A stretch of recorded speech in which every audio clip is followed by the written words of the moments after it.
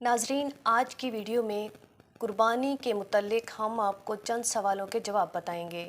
सबसे पहला सवाल, कुर्बानी के निसाब में किन 5 चीज़ों को देखा जाता है? दूसरा, क्या अपनी कुर्बानी को छोड़कर वालिदैन की तरफ से कुर्बानी करना जायज़ है? क्या मुर्दा वालिदैन लोगों की भी कुर्बानी करना जायज़ है? क्या कुर्बानी औरत पर वाजिब है? क्या कुर्बानी मुसाफिरों पर वाजिब नहीं है? कुर्बानी किस उम्र में वाजिब होती है? सबसे पहला सवाल, कुर्बानी किन लोगों पर वाजिब होती है? कुर्बानी के निसाब में 5 चीज़ें देखी जाएंगी और ये 5 चीज़ें किस दिन तक देखी जाती हैं? तो नाजरीन, 10 ज़िलहज के सुबह सादिक से लेकर 12 ज़िलहज के गरूब आफ्ताब यानी 10, 11 और 12 इन 3 दिनों में अगर कोई शख्स साहिब निसाब हो तो उस पर कुर्बानी वाजिब है। अब साहिब निसाब का मतलब क्या है? इसकी तफसील ज़रा ज़्यादा है। अगर किसी शख्स के पास सोना, चांदी या माल तिजारत हो, तिजारती माल से मुराद ऐसा माल जो बेचने की नीयत से ख़रीदा गया हो, जैसे दुकानदारों का माल, कपड़ा, जूते, जेवर, परचून वगैरह।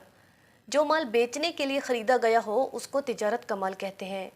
नकद कैश की सूरत में भी आपके पास जो रकम मौजूद हो या फिर बैंक में जमा शुदा रकम हो। 5वीं चीज़, ज़रूरत से ज़ायद सामान। ज़रूरत से ज़ायद सामान की तफसील भी ज़्यादा है। इसकी आसान सी तारीफ़ ये है कि वो चीज़ जो पूरा साल इस्तेमाल ना हो, जैसे ज़रूरत से ज़ायद कपड़ा, कंबल, बर्तन और बिस्तरे वग़ैरह। इसी तरह कोई प्रॉपर्टी पड़ी हो जो ना आपके इस्तेमाल में हो और ना किराए पर दी गई हो, वो प्रॉपर्टी भी ज़रूरत से ज़ायद सामान में शामिल होती है। इन 5 चीज़ों में से अगर किसी शख्स के पास ये 5 चीज़ें या फिर 4 चीज़ें या फिर 3, 2 या 1 इस मालियत में मौजूद हो, जिसकी मालियत 52.5 तोले चांदी के बराबर है। 52.5 तोला चांदी की कीमत आजकल तकरीबन 70,000 के करीब है। इस मालियत का सामान अगर किसी शख्स के पास बकरा ईद के दिन सुबह सादिक से लेकर 12 ज़िलहज के गरूब आफ्ताब तक मौजूद है तो उस शख्स पर कुर्बानी वाजिब है। इस पर मज़ीद एक शर्त ये लागू होती है कि अगर किसी शख्स के पास ये तमाम चीज़ें या फिर इनमें से कुछ चीज़ें जिनकी मालियत 52.5 तोले चांदी की कीमत के बराबर हो और उस शख्स ने किसी को कर्ज़ भी वापस करना हो, तो जितनी रकम कर्ज़ की होगी वो इन चीज़ों की मालियत में से माइनस की जाएगी और साथ ही गैस, बिजली का बिल और महीने का राशन का जितना खर्चा होता है वो भी उसमें से माइनस किया जाएगा। माइनस करने के बाद अगर फिर भी माल की कीमत 52.5 तोले चांदी की कीमत के बराबर है या उससे ज़ायद है तो ऐसे शख्स पर कुर्बानी वाजिब है, चाहे वो मर्द हो या औरत हो। औरत पर कुर्बानी कैसे वाजिब होती है? औरत के पास सोना होता है, चांदी होती है। अब औरतों के पास कैश नहीं होता, वो कैसे कुर्बानी करे? तो वो पूरा साल अपनी जेब खर्च में से थोड़ी थोड़ी रकम जमा करके या सोने को बेचकर कुर्बानी करे।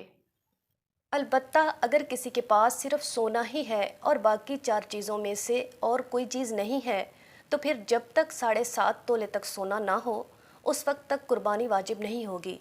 हाँ, अगर इससे ज़ायद होगा तो फिर वाजिब होगी। अगर सोने के साथ और 5 चीज़ों में से 1, 2, 3 या फिर 4 चीज़ें हों तो फिर सोने की वैल्यू देखी जाएगी, सोने को नहीं देखा जाएगा। और अगर सिर्फ सोना ही है तो फिर 7.5 तोले सोने के वज़न को देखा जाएगा। इससे कम वज़न सोने पर ना ज़कात वाजिब होती है और ना कुर्बानी होती है। आप चाहें तो बकरा लें या फिर किसी गाय बैल में हिस्सा डाल लें। मर्द पर अलग वाजिब होती है और औरत पर अलग वाजिब होती है, जो भी साहिब निसाब होता है।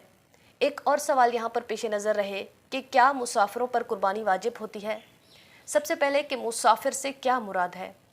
मुसाफिर से मुराद वो आदमी है जो शख्स अपने घर से 78 किलोमीटर दूर जाने का इरादा रखता हो। वो शख्स अपने शहर से निकलते ही मुसाफिर बन जाता है और किसी इलाके में जब तक उसकी नीयत 15 दिन तक रहने की नहीं होती वो मुसाफिर ही रहता है। बस ऐसे शख्स पर नमाज कसर भी वाजिब होती है और उस पर कुर्बानी वाजिब नहीं होती। अगला सवाल, कुर्बानी किस उम्र में वाजिब होती है? शरीयत के तमाम अहकाम आप पर उस वक्त वाजिब होते हैं जब आप बालिग होते हैं।